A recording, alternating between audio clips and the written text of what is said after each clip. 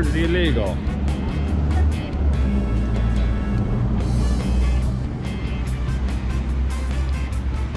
Okay, anyway, so Uber's illegal.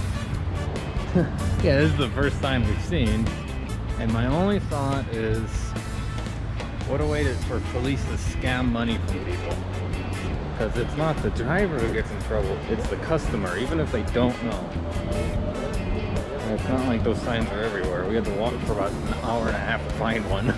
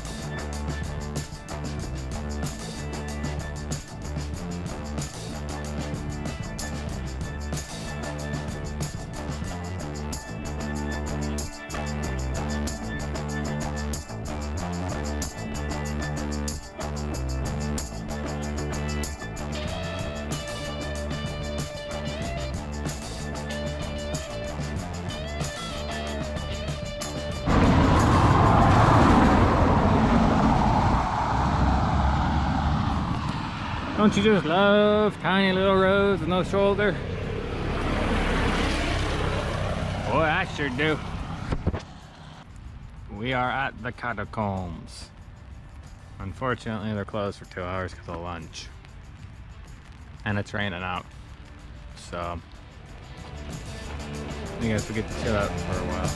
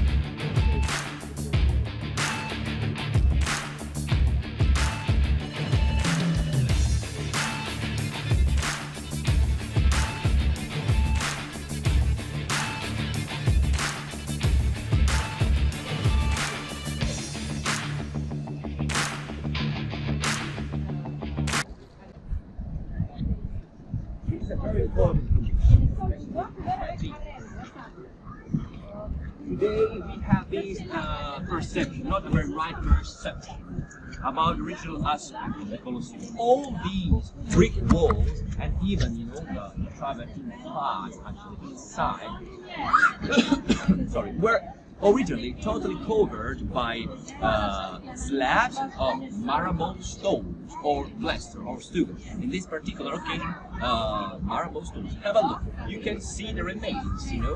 Exactly just fragments. If you can recognize it, made of bronze. Basically, bronze or iron.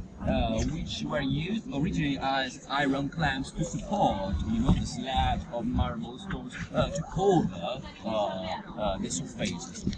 So it is interesting because the colors actually originally were totally different from the current ones. Blue, red, white, yellow. It depended on the kind of marble stones and all the frescoes and all the stuccos which the Romans used. Do you know what stucco means? Sorry, the stucco. Okay, I can show you the stucco inside. Basically, the stuccos are actually thick reliefs made of colored plaster. Shall we go in? Anyway, the Colosseum was used even for a dramatic or several dramatic events. It was a place for the Christian martyrs. The Christians, especially between the second and the third, in the third century AD, were often killed in the middle of that arena, in the middle of that stage at lunchtime during a public execution called ad brutem. Keeping in mind, sorry, ad bestias. Keeping in mind it, ad bestias. It could be quite understandable, I suppose. Keep it in mind. Much better. This corridor is a very important way. Was actually a very important way, especially for what concerns that part. Have a look. when I told you stucco before, that is an example about the original Colosseum stucco. Have a look on the top of this corridor, even on the top of this arch, you can see the original layer of Roman stucco. Today, unfortunately, it's white, but we know that originally the colors, because there are traces of the original colors on that part. If you go closer, of course, you can't see them. The original colors were red and blue, and we know that the blue was the color of Roman elite. So it was, you know, the main way, the main corridor used by the Roman elite, aristocracy, senators, virgin vessels, to reach, you remember, the most comfortable places, you know, very close to the Colosseum stage. Well, dears, if you watch a football match or a basketball match, you know, the VIP are situated very close to the field, you know, same, you know, purpose. It is very interesting because the Roman society, for many aspects, so the Roman society was very close to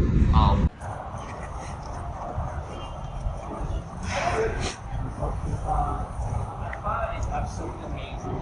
Look at the force, the strength with which the local citizens used to make these, you know, this hole. Look at even the traces of the tools that they used to catch the ironclad inside. It is interesting because, you know, for a long time the local Roman citizens and the popes as well considered these monuments and even the main Roman areas not as a celebration of our common heritage, but only a sort of natural area to destroy.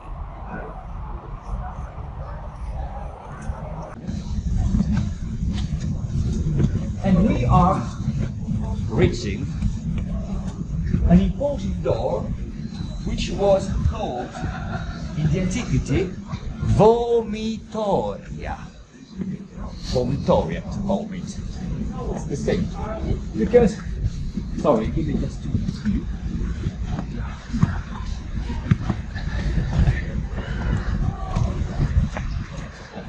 I mean, the same mistakes. Yeah. So, because the Romans considered these huge gates or arches as a sort of big mouth from where the public were vomited into the Colosseum, you know, vomitoria. Please follow me. Right this way.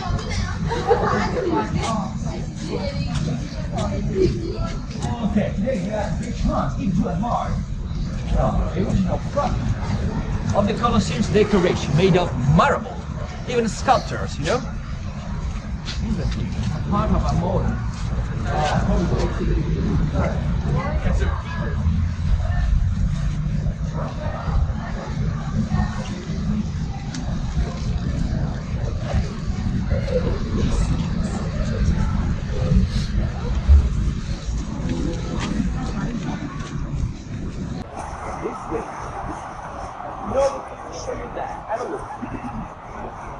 behind the road, there is another archaeological area. Can you recognize it? Made of bricks. Yes. That?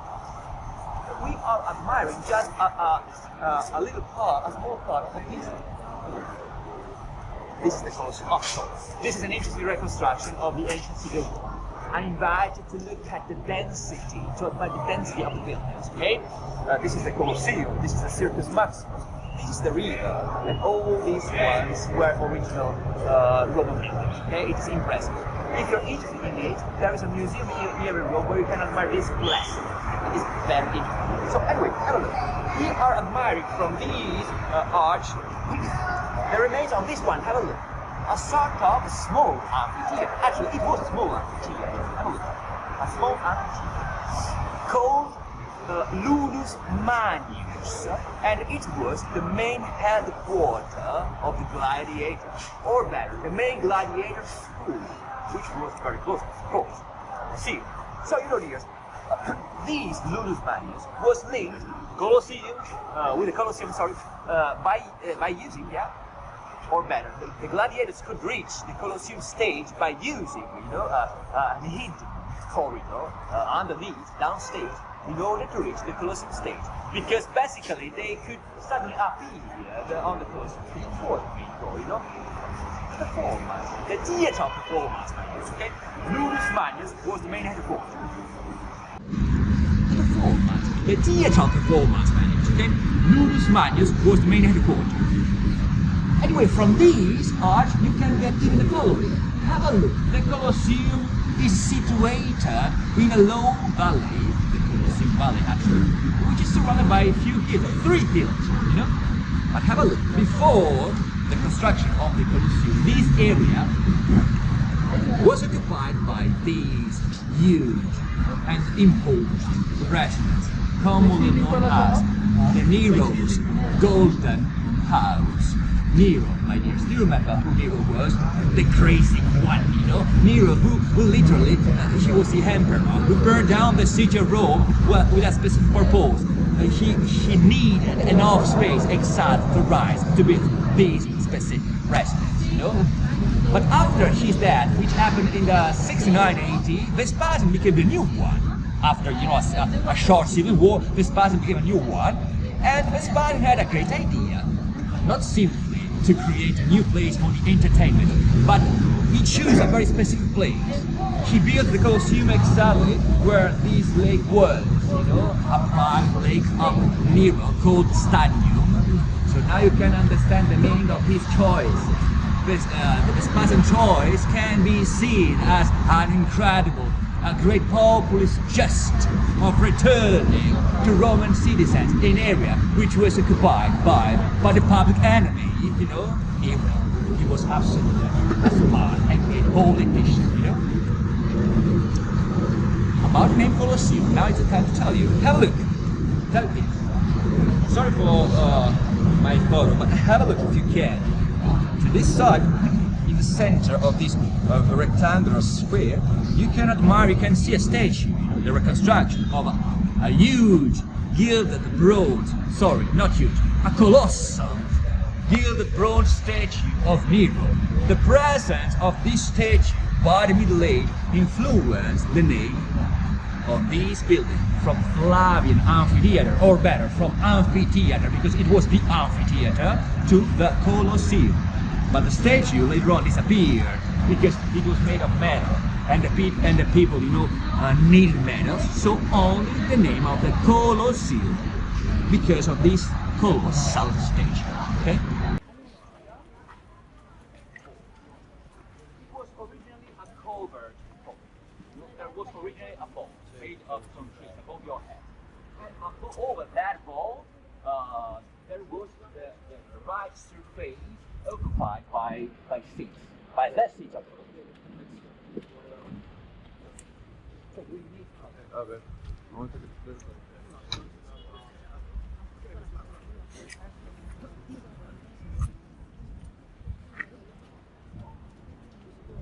These ones are the original stacks made of travertine.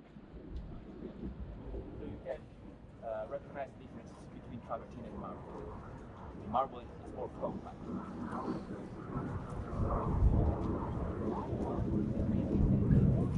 On the Colosseum's floor at this level, have a look. That is a typical, drawing which you can find even in the Middle Age, in the churches. So.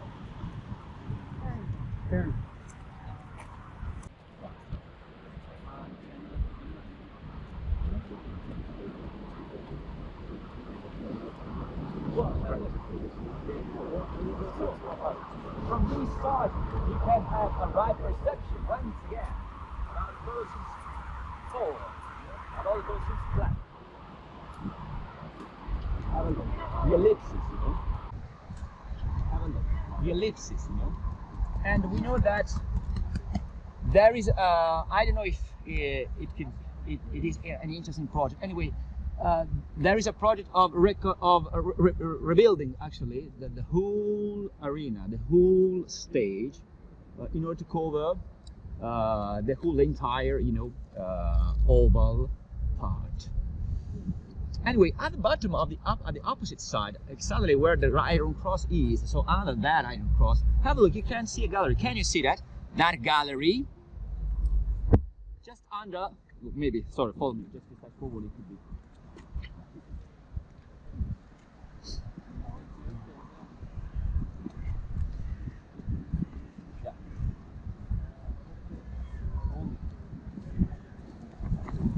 So exactly from here, have a look.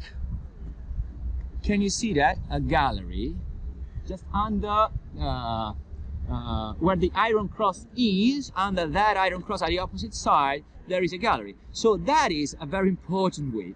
That is the gallery which was used by the emperors and their families to reach their own places above, you know, because the emperors were the main ones, so they could get into the Colosseum not by using the normal elite way, you know, the way used by the aristocracy, but a very strict task, of course. There were even security reasons, you know. Let me tell you that, for example, in the second half of the 3rd century AD, it was very common that an emperor was murdered, you know, even if they could use a lot of soldiers called the Praetoriani. Anyway, we know that we had more or less 70 emperors for 50 years. How many? 70. 70 emperors for 50 years, you know. It was a very dramatic event called the anarchy. Basically. Not a safe occupation.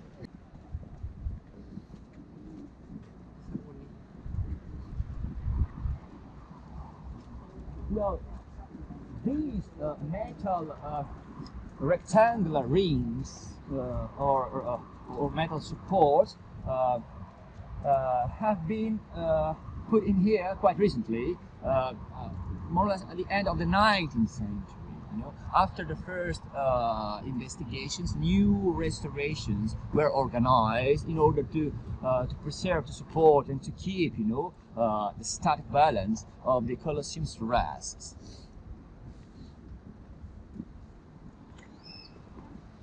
Unfortunately, even during the fascism time or era, important activities were organized, were meant in here in order to celebrate that new ideology.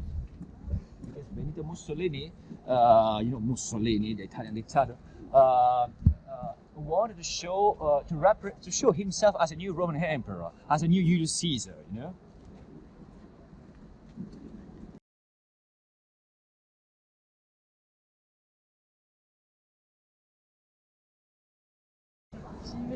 Oh yes, we can do very quickly. So have a look. This is a very interesting side, you know. Basically, so this form, this ellipsis, you know, is a regular.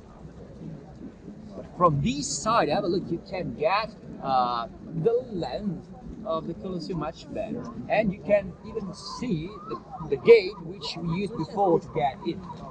The triumphal gate. Triumphal is the right name. The original Latin name of that gate, triumphal, as a triumphal arch, you know, the gladiators, the main gladiators, so the most famous gladiators could get into the Colosseum by crossing a sort of triumphal arch, like the main brave Roman soldiers, you know. Okay. Maybe it's better.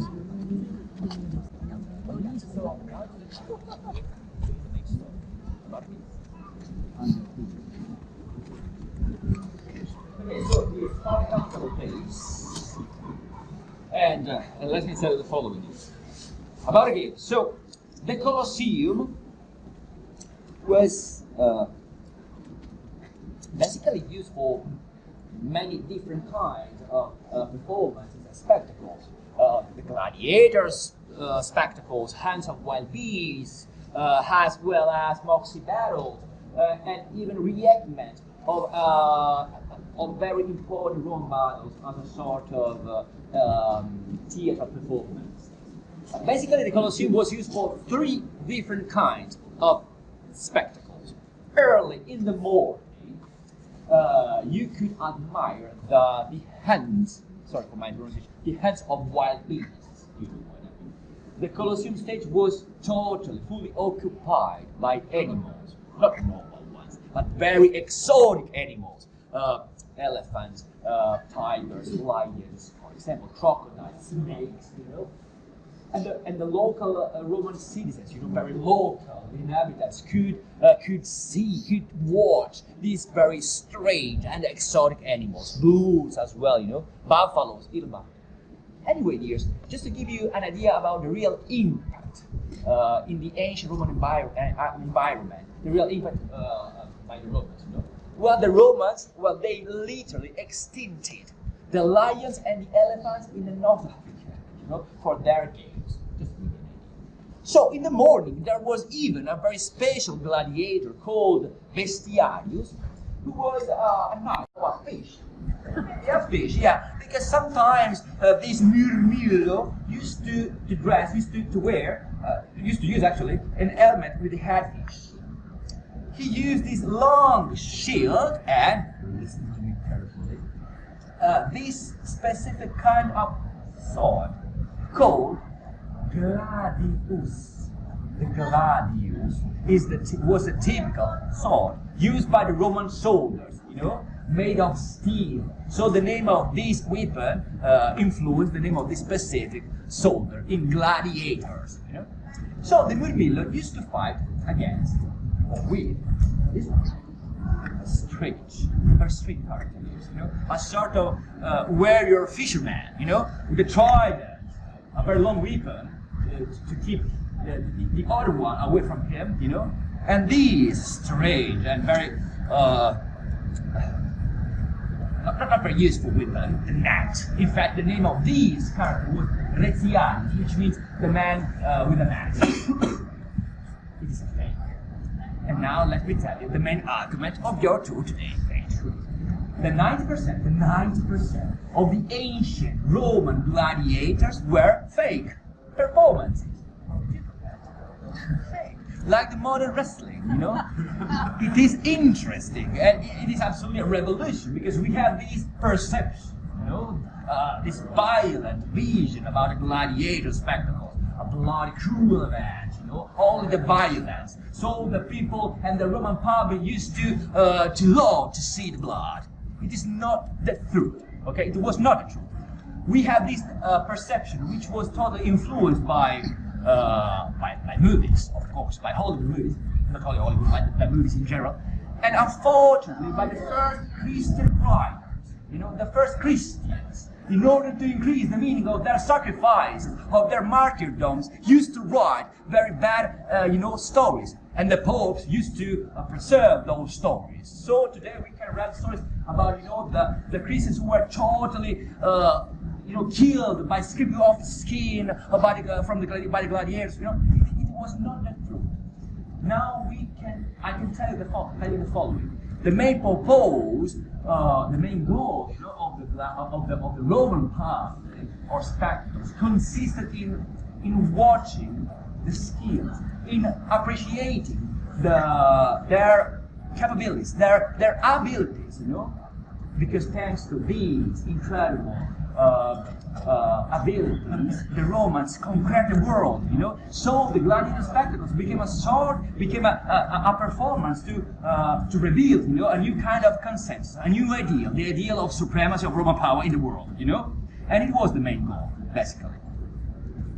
Anyway, the gladiator spectacles were basically expensive spectacles, and it was even the reason why the combats were organized, the fightings, I mean, were organized before by the main gladiator schools, because, you know, in order to buy, to train, simply to maintain, you know, a gladiator, well, it was an expensive activity.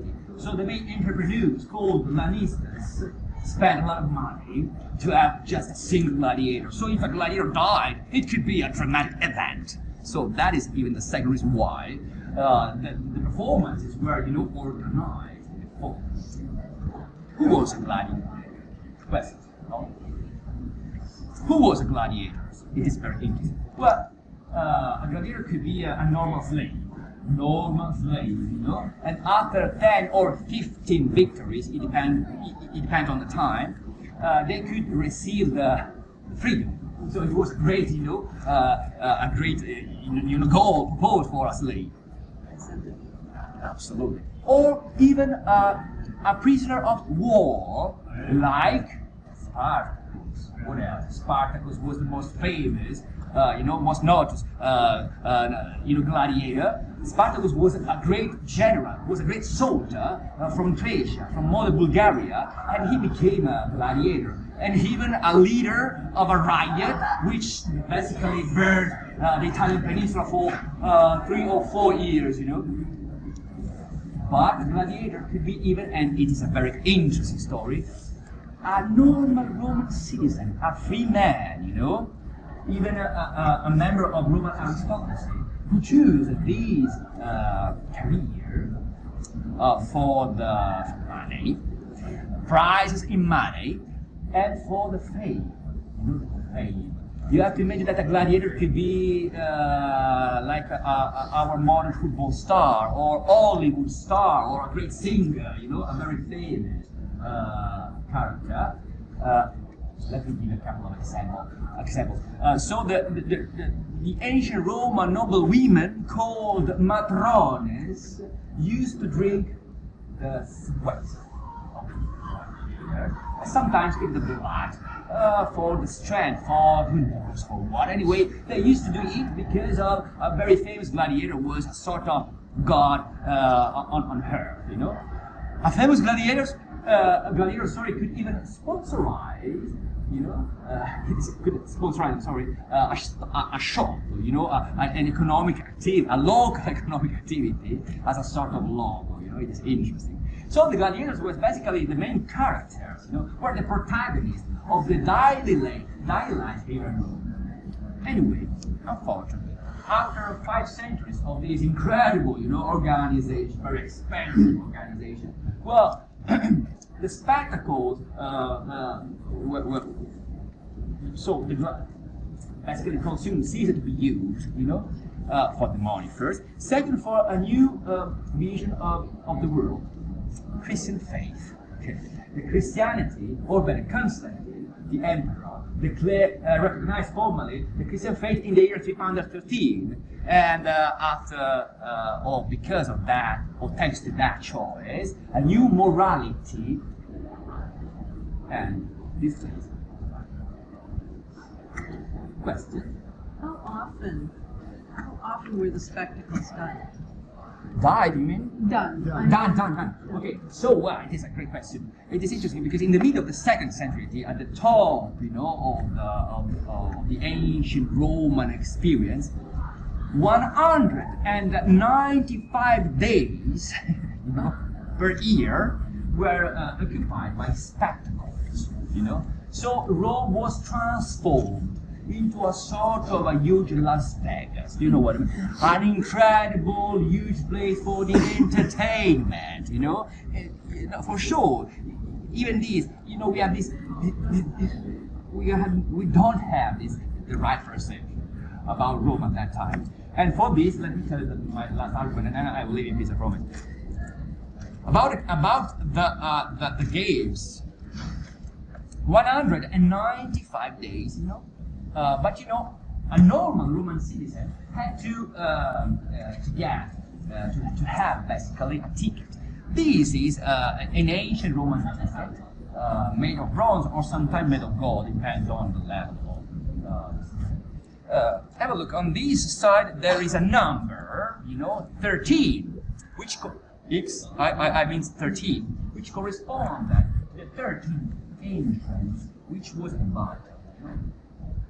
So, just to write the number and then here you find the right way to get in. But on opposite side of this, have a look. A very, recognizable, drawings or representation. If you remember what I told you before, the public was made of man. And in between, during the breaks, in between the spectacle, the public could leave, the states, and they could reach these areas where we are right here and now, through the arches or through these hidden, chambers where they could find places full of prostitutes, public prostitutes, given by the emperors for free, What else? Yay, food and sex for free, It was the main, purpose of Roman society. And I know that in English there is a verb, to fornicate, In Italian it's the same, fornicare, which means to have sex. The etymology is really funny. The original Latin names of these arches were fornices. So through these fornices, the citizens could have sex. So to fornicate came from the arches. So you got it when you see a Roman arch. Questions? Yeah. How do you win your freedom as a slave if the rights are kind of predetermined? Well, you have to imagine that when a slave became, received his own freedom, he became a sort of Roman citizen, called liberto. I can translate to you liberto is a libertus is a name which I can translate to you in English is health free. Okay? He has the chance to do everything he wanted, but he didn't have rights. The civil law of a normal Roman citizen. A normal Roman citizen could vote public aspect. Well, a libertus could not live, for instance. Anyway, it was a great chance because before he was a sort of human tool as a slave, and later on he became a quite normal person. So, Were they paid? Were the slaves paid while they were still slaves but fighting? Well, if a gladiator was a slave, he was literally a private tool for the main entrepreneurs. So in that particular condition, a gladiator could not have money for that. But the lanista, the entrepreneurs, spent a lot of money to buy that specific slave, not a normal one, of course. You need to look for a very muscular slave, maybe with maybe from the armies of other populations with the Romans compared, because they compared, was the main part of the Roman economy, And when the Roman Empire became too big, this purpose ended, and it was the beginning of the crisis of the Roman Empire. Shall we go? So all these elements are called capitals, which were situated on the top of an original Roman columns. This particular style, sorry, it's boring, but this particular style is called Corinthian style, with a typical leaf.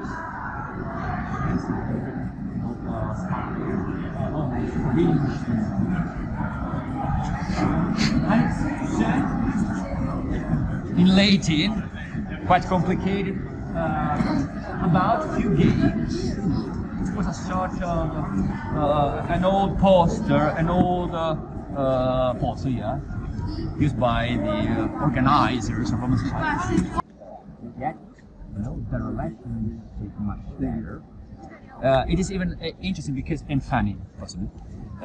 You remember the position of Roman elites, very close to the Colosseum stage. But sometimes it could be dangerous for them, especially when they were admiring, or watching spectacles with very dangerous animals, like I don't know, lions or tigers. So in that occasion, there were soldiers with long weapons, very close to the stage, or even with arrows, in order to protect, the elite, the VIP, from the animals' attacks.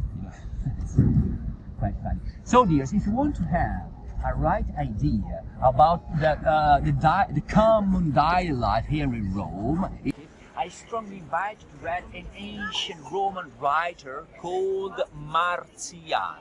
So Martiale wrote very interesting anecdotes about the daily life. And as I told you before, the Roman life was very close to our modern life. Same needs, same desires, maybe sometimes same problems, For example, the anxiety to walk in the night through the Roman streets, because of the presence of very bad people, for example. Or, the difficulties to reach the public places. For example, to find, enough, free tickets to get into the Colosseum.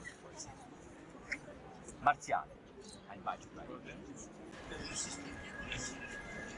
As well. Okay, first of all, these two fragments. So in a few minutes, we can admire another great area called the Roman Forum, where we can find it on site. I mean, in the right places where these ones were. Anyway, we are admiring two fragments of an original monolithic column. Do you know what monolithic means? Just a single piece of stone. This kind of stone is incredible. Gray and pink granite, very strong kind of stone that the Romans used to cave into the quarries in the south of the Egypt, directly there. But have a look.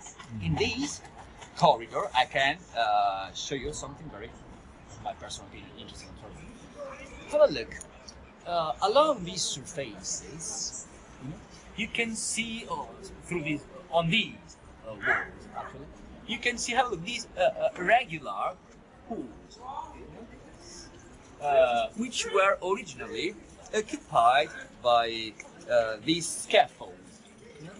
So this section can show you a typical Roman technique, or used by the Romans to rise a typical brick wall. They used to put the scaffolds into these holes, and later on, at the end of this construction, the scaffold had been removed, and the holes were totally refilled by putting plaster and then the normal, color, like frescoes, stuccos, and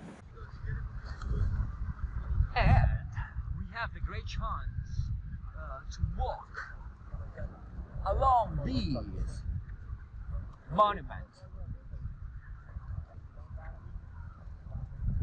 So watch your steps.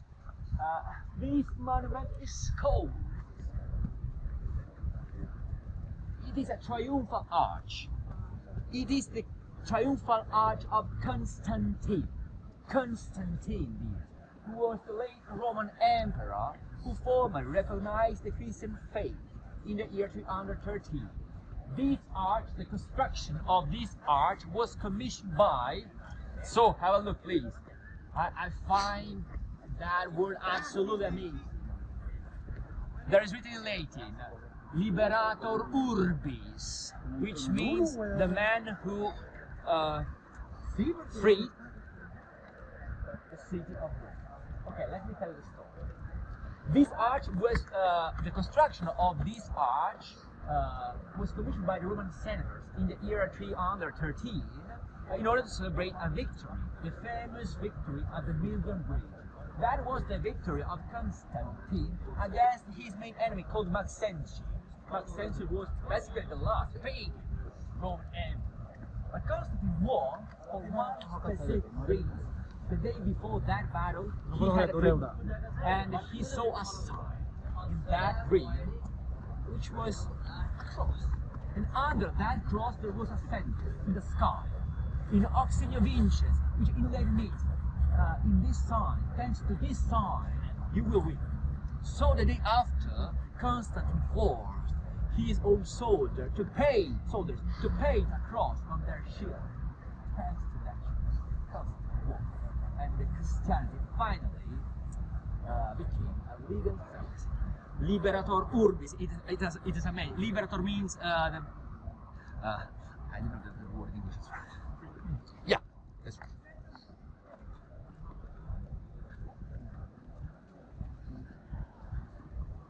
Urbis means city. When we are referring to the city of Rome, we are referring to the world, Oh, by the way, Titus was the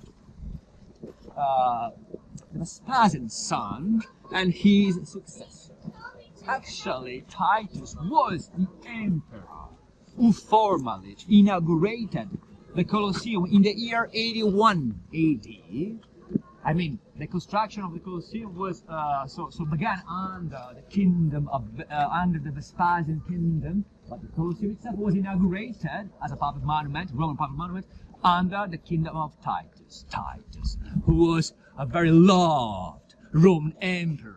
He was the emperor who inaugurated the Colosseum, and he was the emperor who even rescued, actually saved many Roman citizens, a lot of Roman citizens, in the city of Pompeii. You know, Pompeii, which was destroyed by the eruption of the Vesuvius volcano. A very loved emperor. Anyway, his kingdom was too short, only 3 years, from 79 up to 81 AD. And he died very young, when he was only 35 years old, because Titus was murdered by his brother, Domitian. Well, not officially, but we know the following story. Domitian, who was the little brother of Titus, he was the second Vespasian's son. So Domitian was abandoned when his brother and his father went to Jerusalem, and they conquered the city of Jerusalem, and they got famous, and they got notoriety and fame and glory thanks to that event.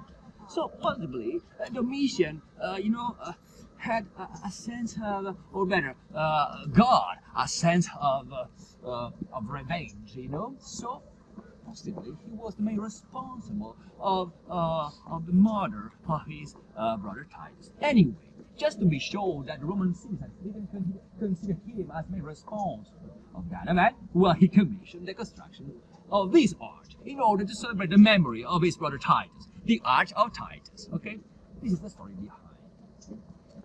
This arch is fundamental for everyone. Have a look. On that side, like the Arch of Constantine, the Arch of Titus is another triumphal arch used by the Roman soldiers during the triumphal parade. On that side, you can see a admire a representation of a chariot, and pulled by 4 horses. Look at the restlessness of those 4 horses. Look at the naturalism of those horses. That is an incredible example of a typical Roman style called rilievo storico. Anyway, you can see a chariot, and on that chariot, behind horses, if you can just see, there's a man with his toga. That man is Titus, the emperor. And behind Titus, have a look, there is a character, a female character. You can see her breast, but basically 2 wings. Have a look. That character is the ancient representation of the victory. So the victory is basically crowing Titus in order to celebrate his victory. What kind of victory? And it is very interesting. Opposite side, have a look.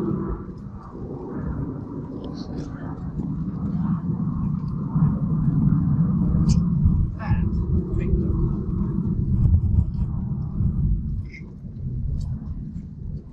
That is an incredible and a very important chapter of our common history. Okay, you can see few Roman soldiers, no weapons, because they are walking, they are marching exactly in this area by showing the main conquerors, actually the spoils from Jerusalem, the spoils from the great Solomon temple of Jerusalem, which was conquered and destroyed by the Vespasian and Titus soldiers, But have a look, they are showing the menorah, the largest menorah, which originally was preserved, in that temple, Actually, that is the oldest representation of menorah ever preserved in the world.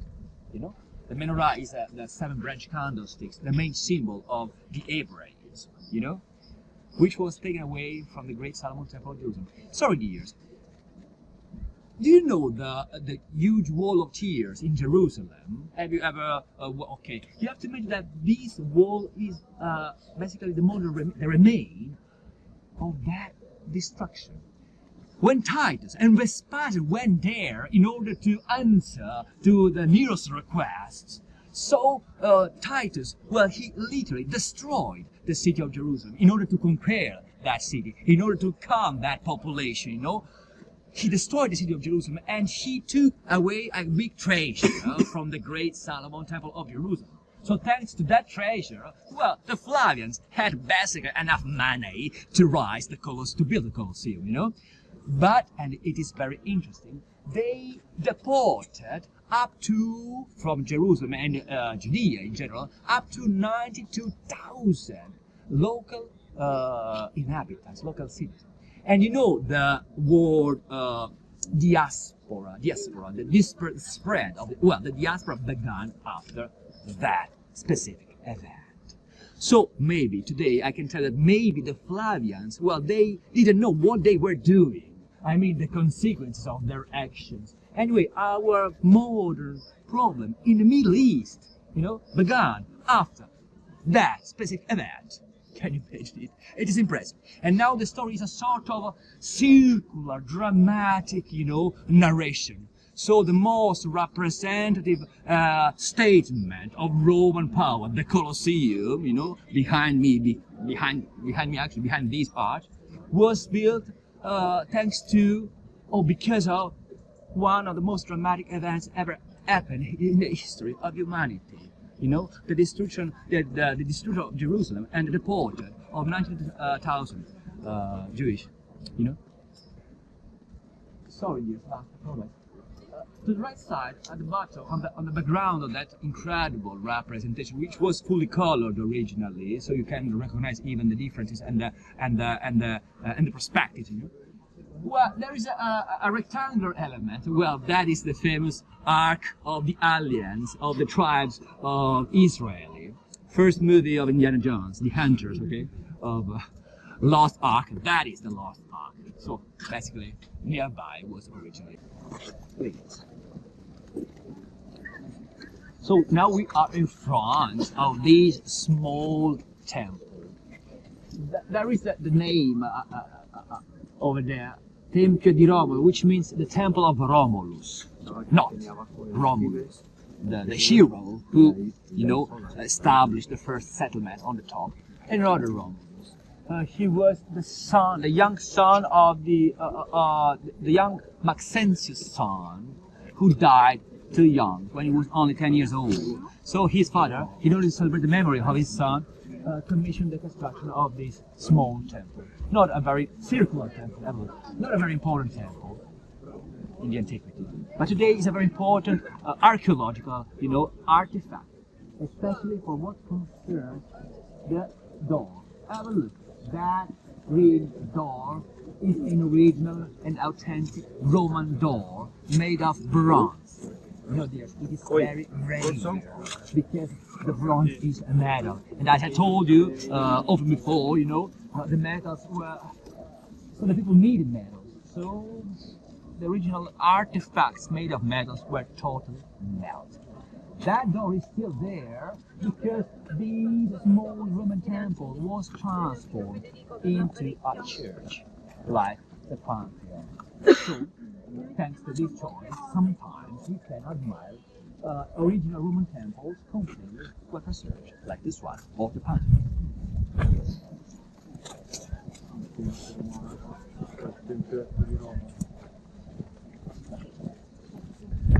Actually, the church is behind the church of Portland. So it became the creed.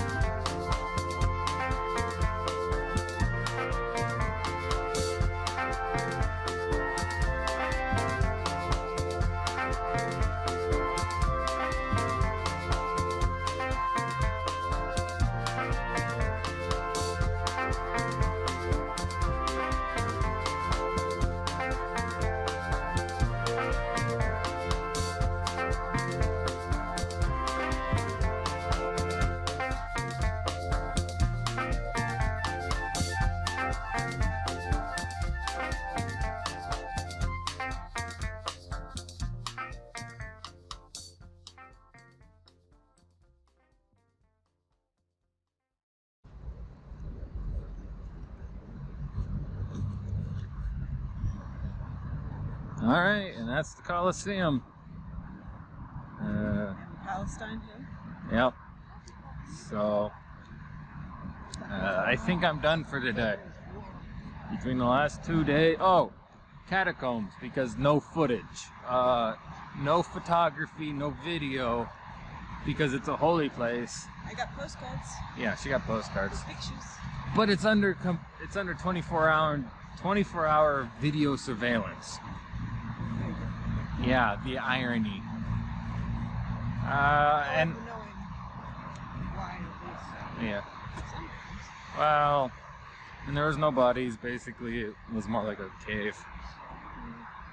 It was neat, but it would have been boring to try to edit into an interesting segment. But yeah, between today and yesterday, I'm a bit tired. 15 to 20 miles. It's one of those, everything's fine, and then you get grumpy about something dumb because you just are really physically tired. And when you think about why you're grumpy, it's kind of like, oh, that's pretty dumb. So tomorrow, I don't know. We were thinking about going to the Vatican, but neither one of us are Catholic. And I just want the gold and to meet the Pope. And I just want to meet the Pope because I think he might know the Queen of England. And I just want to meet the Queen of England so she can knight me. So that's a long chain of events that all has to happen in order for me to get what I want. So I don't know. And the Vatican's like another hour of walking each way. So I'm gonna look to see what's up, and I'm gonna see if you can take bloody pictures. I'm not walking an hour if I can't take a photo. So, and we looked at flying the drone. It's illegal. You go to jail. And some guy got a 150,000 euro fine. So I'm going to be extremely lazy because instead of trying to fly it from far away in, and it's been raining for the last 3 days, I'm just gonna splice in this guy's drone footage. Link in the description. Don't care. Yeah, that's also why it's sunny in the video. So we'll cut to that. Through the magic of editing while we walk back. It's also a good thing that we found that out beforehand and you didn't bring your drones with you because apparently at the security check, they'll throw it away. Yeah, well, I learned my lesson in Prague. That and it's been raining. You can't fly the drones when it's rainy. And it's just extra weight to carry around. Not to do anything with. So, yeah, we're gonna cut to this guy's footage, or maybe I already have, I don't know. But yeah, anyways, we're going to start the walk back to the hotel, hostel, Airbnb thing. Yeah, just let the feet rest and the body relax a little bit. So, and yesterday we were walking till 5 o'clock in the night. Started at 9 or 10 in the morning. It was down really narrow roads. I blame Grandma for all of it. She's the one who put the catacombs in my head, so she's 100% at fault. And if it was gonna go good, it was 100% my idea. So, but yeah. Hope you enjoyed it.